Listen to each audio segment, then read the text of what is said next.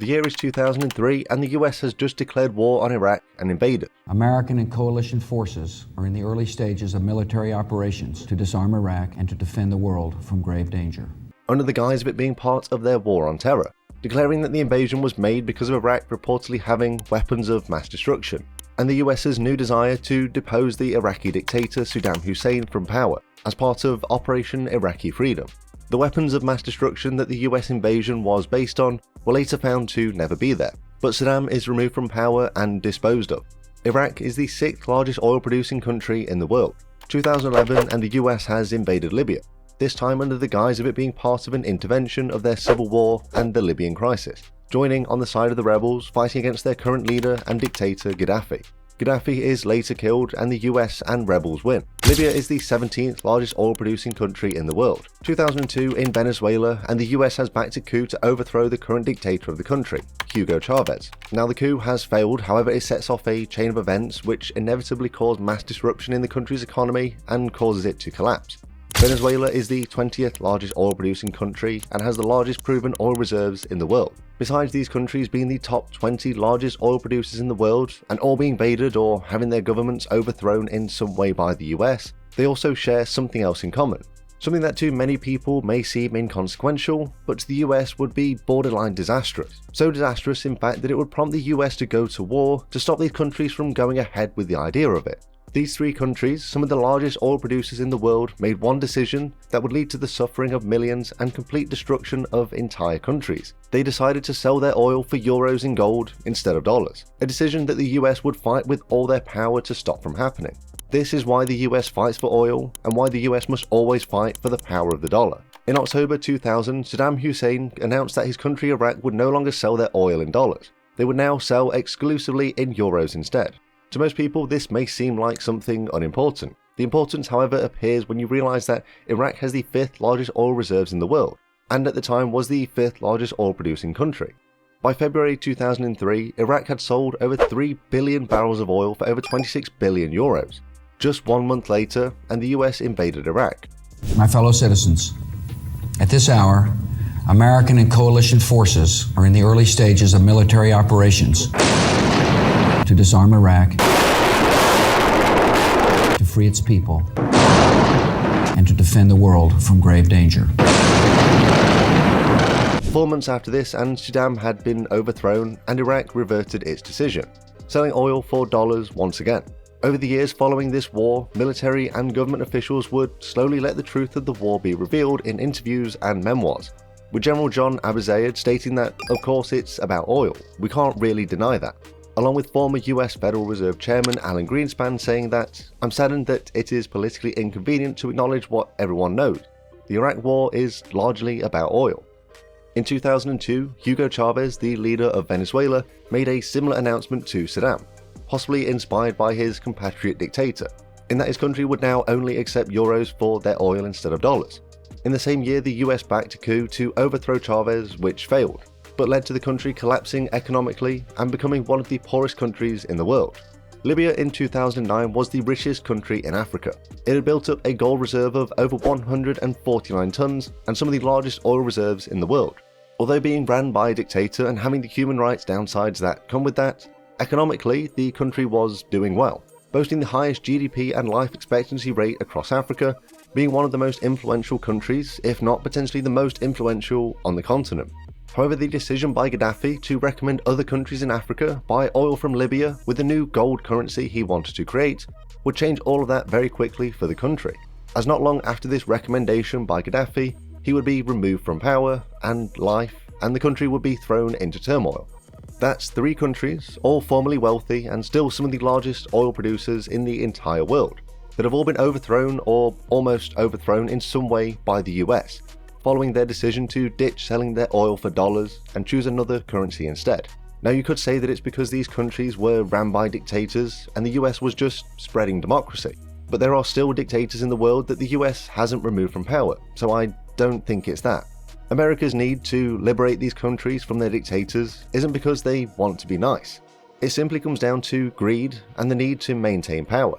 The US needs a few things to maintain its spot at the top of the global powers list, and one of those things is control over the world's economy.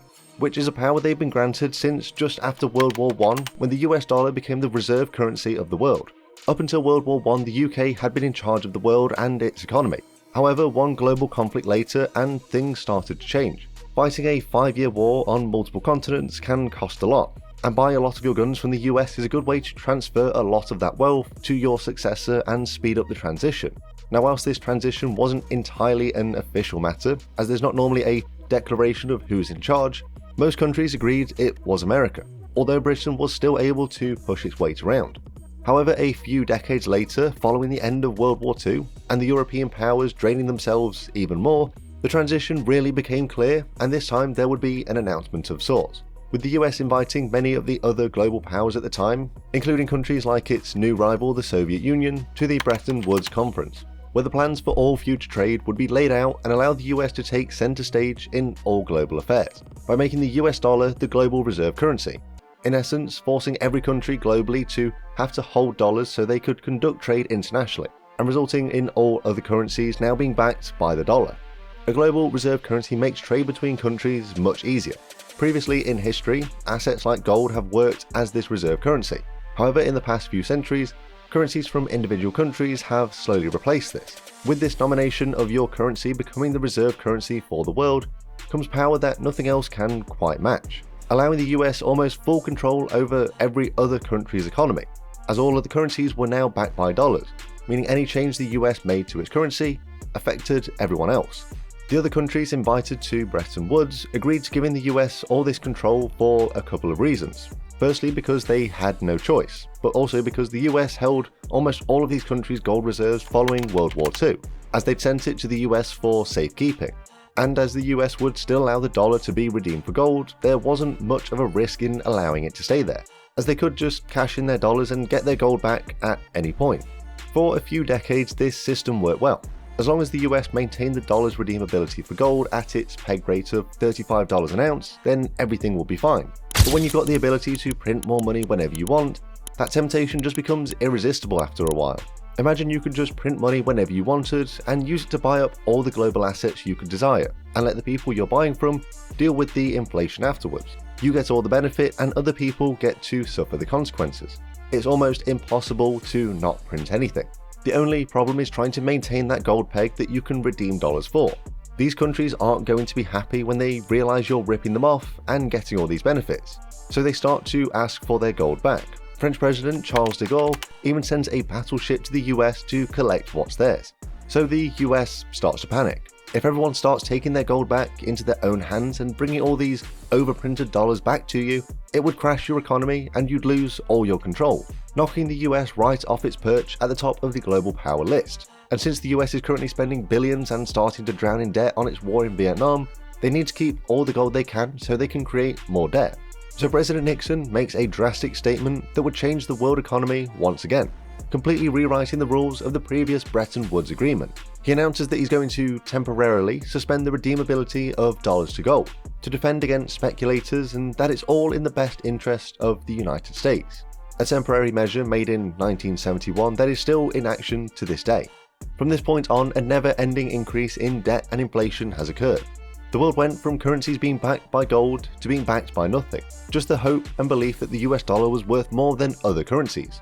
A belief that countries needed to keep up, otherwise their economies and currencies would collapse. This temporary measure saved the US for a short period of time, at least until the next crisis hit, the 1973 oil crisis. Because in 1973 the US backed Israel in the Yom Kippur War, which the oil-producing Gulf countries weren't big fans of, so they pulled a power move and embargoed the US and other countries from oil sales, and announced a quadrupling of oil prices globally. This exposed a massive weakness in the US empire, as even back in the 1970s, the whole world was running on oil, and almost every business in America began to struggle and collapse. Saudi Arabia had exposed the biggest weakness in America to the entire world and became incredibly rich in the process. The US became desperate to regain access for their oil and to get their country back up and running, so they sent a delegate over to Saudi Arabia to try and strike a deal. They wanted to convince these countries to exclusively sell their oil for dollars. In return for this deal, the US would provide military protection for them, and the Saudis would in exchange use the dollars to buy US treasuries, giving them a return on their money and allowing the US to fund even more wars and social projects. A win-win for everyone involved. The deal also provided another reason for countries around the world to keep using the dollar, maintaining the US's spot at the top of the power list. And anytime the US needed more oil, they would just print the dollars for it and buy more of what they wanted. So just 1 year after the embargo against the US happened, the New Deal was signed and the dollar and oil were linked for the foreseeable future. And in just another year after that same deal, Saudi imports of US military equipment stood at over $5 billion. Pegging oil to the dollar and the dollar to oil massively increased the demand and value of the dollar in the years to come as everyone needed oil, meaning they needed dollars more than ever. The increase in the value of the dollar means that, for the US, everything they want becomes cheaper, from investing in foreign countries, starting up businesses, and spreading their influence across the globe. This link has led to the US needing to defend its position of oil being sold for dollars any time it's threatened, like when Iraq and Venezuela attempted to sell their oil for euros instead, or when Gaddafi wants to sell his oil for gold. And all of it is maintained under the guise of removing dictators from power to spread peace and democracy, when in actual fact it's all to maintain a deal made with Saudi Arabia back in 1974, and needs to be maintained to keep the US on top and everyone else under their thumb. So with Saudi Arabia now threatening to sell their oil for Chinese yuan in recent years, is it possible we see another liberation made by the US to free the Saudi people from the oppression of their crown prince? Only time will tell. The US government does love to go to war after all, as it's just so profitable for its politicians. Which, if you want to find out how they make so much money from it along with other US businesses, you can check out my previous video on that exact topic.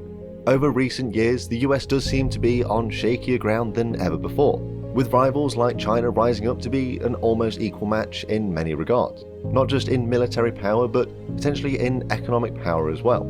If China is able to get Saudi Arabia or other oil-rich countries to strike a deal for the sale of their oil in their own currency, it could be a stepping stone for a new transition of power further east, or a stepping stone towards a new world war. Both are just as likely as each other.